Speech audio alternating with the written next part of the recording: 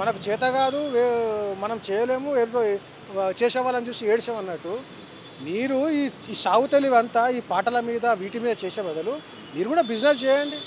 భారతదేశంలో ఇంత మంచి స్టార్టప్ మంచి ఉన్నాయి, అవకాశాలు ఉన్నాయి.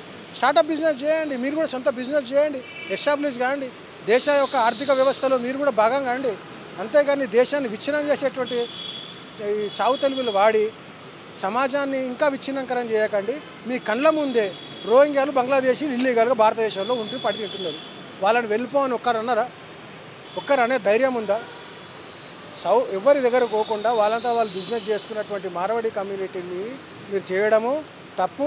వాళ్ళు దేశ ప్రజలు, వాళ్ళకి దేశంలో ఎక్కడైనా ఉండి ఎక్కడైనా బిజినెస్ చేసుకునేటువంటి హక్కు వాళ్ళకు ఉన్నది. మాకు కూర వండుకోవడం రాదంటారు, మాకు అన్నం వండుకోవడం రాదంటారు, మాకు వ్యాపారం చేసుకోరాదంటారు. అంటే మేము మాకు బతికేలేదని అసలు మీకు ఏం రాదంటారు. ఇప్పుడు వాళ్ళు వస్తేనే ఇక్కడ బిజినెస్ అంట. మరి 100 ఏళ్ళకు ముందు నుంచి ఇంకెప్పటి నుంచో పుట్టుపూర్వత్వం నుంచి 60 వయసులు చేసిన బిజినెస్ అన్నీ పక్కకు పోయినాయా? అంటే ఇక మేము మనసులమే కాదు మీకు ఏం రాదంటారు మమ్మల్ని. వాళ్ళు వస్తేనే ఇక్కడ జిఎస్టీ మాకు, వాళ్ళు వస్తే మా రాష్ట్రానికి ఆదాయం రాదు, వాళ్ళ రాష్ట్రానికి ఆదాయాన్ని దొంగిలించుకోబోతారు. 2 లక్షల కోట్లు ఒక నెలకే ఆ రాష్ట్రానికి పోతున్నాయి. వాళ్ళు ఇక్కడ ఇల్లు కట్టరు, వాళ్ళు ఇక్కడ వ్యవసాయ భూములు కొనరు, వాళ్ళు ఇక్కడ కేవలం డబ్బంతా కొల్లగొడి తీసుకుపోతారు. అయితే లిటిగేషన్ ల్యాండ్లలో కూడా వాళ్ళే ఉంటారు. బంగారం తాకట్టు పెట్టుకునేది వాళ్ళే, అన్ని జమ చేసుకొని రాజస్థాన్ గుజరాత్కు పారిపోతుండ్రు. ఇంకా ఈ పైన చెల్లదు. ఆ అడ్వకేట్కు సరిగ్గా అవగాహన లేదు. తెలంగాణ అనేది చూడండి, మెట్రో భారతదేశం లెక్కలేని మెట్రో మాకున్నది. అద్భుతమైనటువంటి ముఖ్యమంత్రులకి ఈ రాష్ట్రంలో పరిపాలన చేసిన వాళ్ళు ఉన్నారు, కవులు కళాకారులు ఉన్నారు, మేధావులు ఉన్నారు, పోరాట పటిమ గల రాష్ట్రం. మాకేం పని చేయదు కదని నువ్వు చెప్పడం, మరి నువ్వు అడ్వకేట్ ఎట్లయినావు? చదువుకుంటా కాలేదా?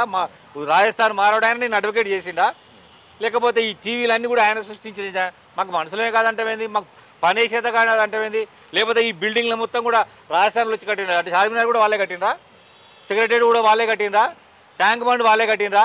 వాళ్ళు వచ్చింది ఇప్పుడు 30-40 ఏళ్ళ క్రితం వచ్చిన వాళ్ళు.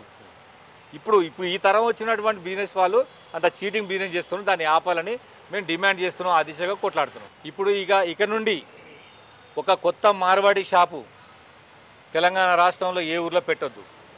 2, పెట్టిన వాళ్ళు బరాబర్ బిజినెస్ చేయాలి, నీతిగా చేయాలి, కల్తీ లేకుండా చేయాలి. ప్రభుత్వం దృష్టికి తీసుకుపోతాం, ఆఫీసర్లకు చెప్తాం.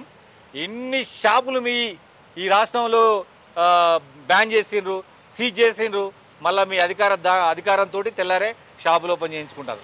కాబట్టి నేను ఒకటే విజ్ఞప్తి చేస్తున్నా, కొత్త వాళ్ళు రావద్దు, పాత వాళ్ళు మాత్రం నీతిగా నిజాయితీగా కల్తీ లేకుండా నకిలీ లేకుండా రసీదులు కట్టి జిఎస్టీ కట్టి బుద్ధిగా వ్యాపారం చేసుకోండి. లేని పక్షంలో మా నినాదం గోబ్యాకే.